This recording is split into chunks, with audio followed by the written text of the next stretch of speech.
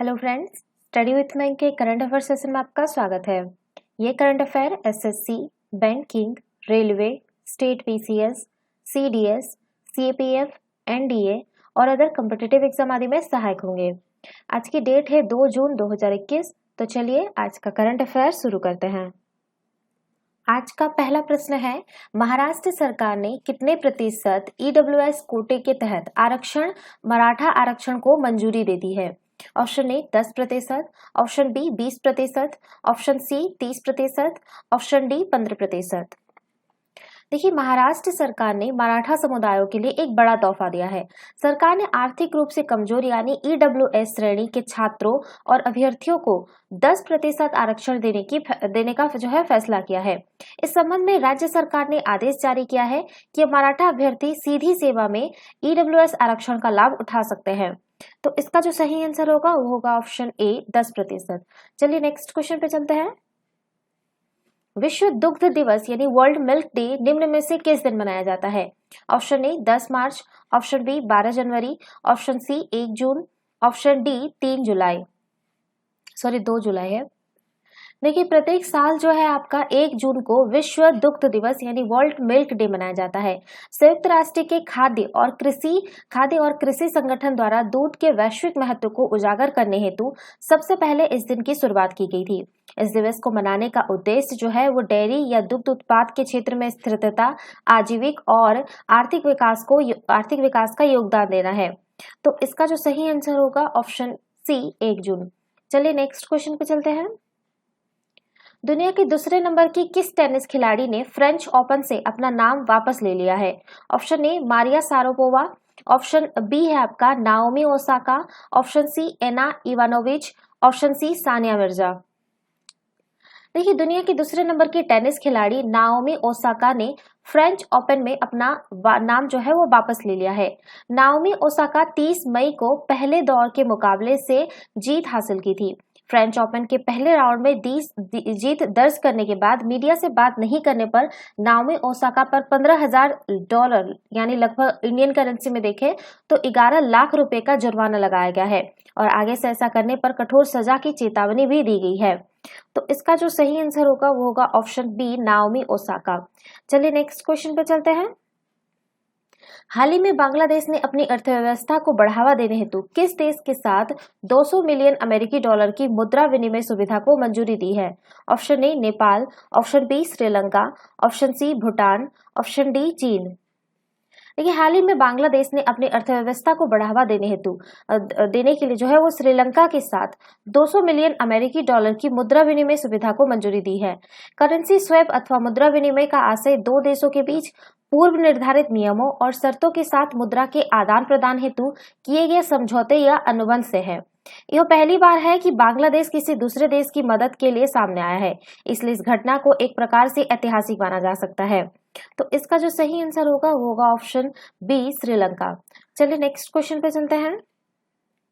निम्न में से किस देश में बर्ड फ्लू का H10N3 स्ट्रेन से संक्रमित पहले शख्स का मामला सामने आया है? Option A Nepal, option B Bharat, option C Japan, option D चीन। देखिए, चीन में बर्ड फ्लू का H10N3 स्ट्रेन से संक्रमित पहले शख्स का मामला सामने आया है।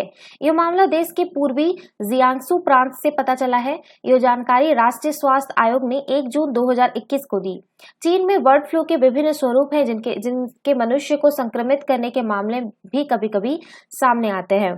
तो इसका जो सही आंसर होगा ऑप्शन डी होगा चीन। चलिए नेक्स्ट क्वेश्चन पे चलते हैं। हाल ही में किस देश की सरकार ने कहा है कि अब देश के प्रत्येक दंपति को 2 नहीं बल्कि 3 बच्चों को जन्म देने की अनुमति है? यानी पहले जो था 2 चाइल्ड पॉलिसी था, अभी वो हटा दिया गया है। तो ऑप्शन ए होगा Bharat, option B Pakistan, option C चीन, ऑप्शन डी बांग्लादेश। देखिए, चीनी सरकार ने हाल ही में अपने नागरिकों के लिए बच्चों को जन्म को लेकर लगाए गए प्रतिबंधों में ढील दे दी है। पहले देश में अधिकतम जो है वो आपका 2 बच्चों को जन्म देने की इजाजत थी, लेकिन अब अधिकतम बच्चों की संख्या बढ़ाकर जो है वो 3 कर दी गई है। यह फैसला तब लिया गया जब हाल ही में चीन की जनसंख्या के आंकड़े सार्वजनिक किए गए थे, जिससे पता चला है कि उसकी जनसंख्या बीते कई दशकों से सबसे कम रफ्तार से बढ़ रही है। तो इसका जो सही आंसर होगा ऑप्शन सी चीन होगा। चलिए नेक्स्ट क्वेश्चन पे चलते हैं। विश्व भर में प्रत्येक वर्ष अंतर्राष्ट्रीय बाल रक्षा दिवस कब मनाया जाता है? ऑप्शन ए 1 जून, ऑप्शन बी 2 जून, ऑप्शन सी 3 जून, ऑप्शन डी है आपका 4 जून। देखिए, विश्व भर में प्रत्येक वर्ष जो है 1 जून को अंतर्राष्ट्रीय बाल रक्षा दिवस मनाया जाता है। रूस के अंतर्राष्ट्रीय बाल रक्षा दिवस पहली बार जो है वर्ष 1949 में मनाया गया था। इसका निर्णय मॉस्को के अंतर्राष्ट्रीय महिला लोकतांत्रिक संघ की एक वैश्विक बैठक में लिया गया था। 1 जून 1950 को विश्व के 91 देशों में अंतर्राष्ट्रीय बाल रक्षा दिवस पहली बार मनाया गया था। इसका उद्देश्य बच्चों के अधिकारों की रक्षा करने की ओर लोगों को ध्यान आकर्षित करना है। वर्ष 2011 की जनगणना के अनुसार भारत में तकरीबन 43 लाख से ज्यादा बच्चे बाल मजदूरी करते हैं। यूनिसेफ के अनुसार जो है विश्व के कुल बाल मजदूरों में 12% की हिस्सेदारी अकेले भारत की है। भारत में कानून के अनुसार बाल श्रम कराने पर जो है वो 6 माह से 2 साल तक की कारावास की सजा हो सकती है। तो लेकिन इसका पालन कहाँ होता है ये आप लोग भी जानते हैं। धरातल पर कोई भी कानून ठीक से पालन नहीं हो पाता है। ठीक है, अभी भी इंडिया में बाल श्रम होते हैं। ठीक है, आंकड़े खुद बता रहे हैं कि 43 लाख, ये आंकड़े बता रहे रियल आंकड़े, लेकिन अगर आप जमीनी स्तर पर देखेंगे तो इससे भी ज्यादा बच्चे जो है वो 18 साल से कम उम्र के हैं और बाल मजदूरी करते हैं। ठीक है, तो इसका जो सही आंसर होगा वो होगा ऑप्शन ए 1 जून। चलिए नेक्स्ट क्वेश्चन पे चलते हैं। विश्व स्वास्थ्य संगठन ने कोरोना वायरस के कौन से वेरिएंट का नामकरण किया है? ऑप्शन ए B.1.617.1, ऑप्शन बी है आपका B.1.617.2, ऑप्शन सी ए और बी दोनों, ऑप्शन डी इनमें से कोई नहीं। देखिए, विश्व स्वास्थ्य संगठन यानी WHO ने कोरोना वायरस के 2 वेरिएंट B.1.617.1 और B.1.617.2 का नामकरण किया है। अब B.1.617.1 वेरिएंट को जो है वो कप्पा और B.1.617.2 वेरिएंट को जो है वो डेल्टा कहा गया है। ये दोनों वेरिएंट सबसे पहले जो है वो भारत में पाए गए थे। WHO द्वारा कोरोना वायरस के 2 नए वेरिएंट्स का नाम डेल्टा और कप्पा रखने का फैसला भारत की आपत्ति के 3 हफ्ते बाद आया है। यूएन हेल्थ एजेंसी के अनुसार एक एक्सपर्ट ग्रुप ने अल्फा, बीटा और गामा जैसे ग्रीक अल्फाबेट से के लेवलिंग की पैरवी की थी ताकि नॉन साइंटिफिक लोगों के लिए इसका उच्चारण आसान हो जाए और साथ ही साथ जो है उनकी उत्पत्ति वाले देशों में उनका लेवल हटा दिया जाए। तो इसका जो सही आंसर होगा वो होगा ऑप्शन सी ए और बी दोनों। चलिए नेक्स्ट क्वेश्चन पे चलते हैं। किसने 1 जून 2021 को असम राइफल के 21वें महानिदेशक के रूप में पदभार ग्रहण किया है? Option A lieutenant general Pradeep Chandran Nair, option B lieutenant general Gaurav Chaudhary, option C है आपका lieutenant general Prakash Kumar Jha, option D lieutenant general Mohan Kumar Sharma. देखिए, लेफ्टिनेंट जनरल प्रदीप चंद्रन नायर ने 1 जून 2021 को असम राइफल्स के 21वें महानिदेशक के रूप में पदभार ग्रहण किया है। लेफ्टिनेंट जनरल नायर इससे पहले भारतीय सेना के भर्ती विभाग के महानिदेशक थे। लेफ्टिनेंट जनरल नायर को असम राइफल और पूर्वोत्तर की सुरक्षा के संबंध में काफी अनुभव है। वो असम राइफल के महानिरीक्षक और कंपनी कमांडर भी रहे हैं। इसके अलावा वो ब्रिगेडियर कमांडर के रूप में AR बटालियन की कमान संभाल चुके हैं।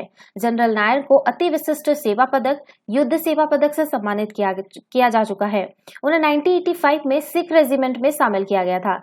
असम राइफल्स बल पूर्वोत्तर क्षेत्र की सुरक्षा के लिए उत्तरदायी है। यह बल सुरक्षा मुहैया कराने, जन कल्याण के कार्य करने और विकास कार्यों में मदद करने समेत विविध भूमिकाएं निभाता है। तो इसका जो सही आंसर होगा वो होगा option A lieutenant general Pradeep Chandran Nair. चलिए नेक्स्ट क्वेश्चन पे चलते हैं।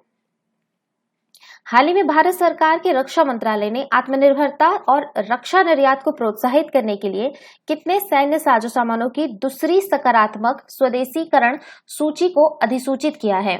Option A 110, option B 115, option C 118, option D 108। देखिए, भारत सरकार के आत्मनिर्भर भारत दृष्टिकोण की दिशा में प्रयास तथा रक्षा क्षेत्र में स्वदेशीकरण को बढ़ावा देने हेतु हाल ही में रक्षा मंत्रालय के सैन्य मामलों के विभाग की 108 सैन्य साझा सामानों की दूसरी सकारात्मक स्वदेशीकरण सूची को अधिसूचित करने वाले प्रस्ताव को मंजूरी दी गई है। इसमें आत्मनिर्भरता हासिल करने और रक्षा क्षेत्र के निर्यात को बढ़ावा मिलेगा। इसके अलावा सार्वजनिक और निजी क्षेत्र की सक्रिय भागीदारी के साथ स्वदेशीकरण को और अधिक बढ़ावा मिलेगा। दूसरी सकारात्मक स्वदेशीकरण सूची जो है वो उन हथियार प्रणालियों पर विशेष ध्यान देती है जो वर्तमान में विकास परीक्षणों के दौर में है और जिनके भविष्य में परिणत होने की संभावना है। आपका ये तो दूसरा आपका सकारात्मक स्वदेशीकरण सूची हो गया। और पहली सकारात्मक स्वदेशीकरण सूची जो थी वो आपका अगस्त 2020 में जारी किया गया था। और इस जारी पहली सकारात्मक स्वदेशीकरण सूची की तरह ही जो है वो दूसरी सकारात्मक स्वदेशीकरण सूची में भी गोला बारूद के आयात प्रतिस्थापन पर विशेष ध्यान दिया गया है। ठीक है, तो इसका जो सही आंसर होगा ऑप्शन डी होगा 108। तो ये थे आज के करंट अफेयर। वीडियो पसंद आए तो लाइक, शेयर और कमेंट करना ना भूलें। साथ ही साथ चैनल को सब्सक्राइब करना ना भूलें। Thanks for watching. Have a nice day. Take care.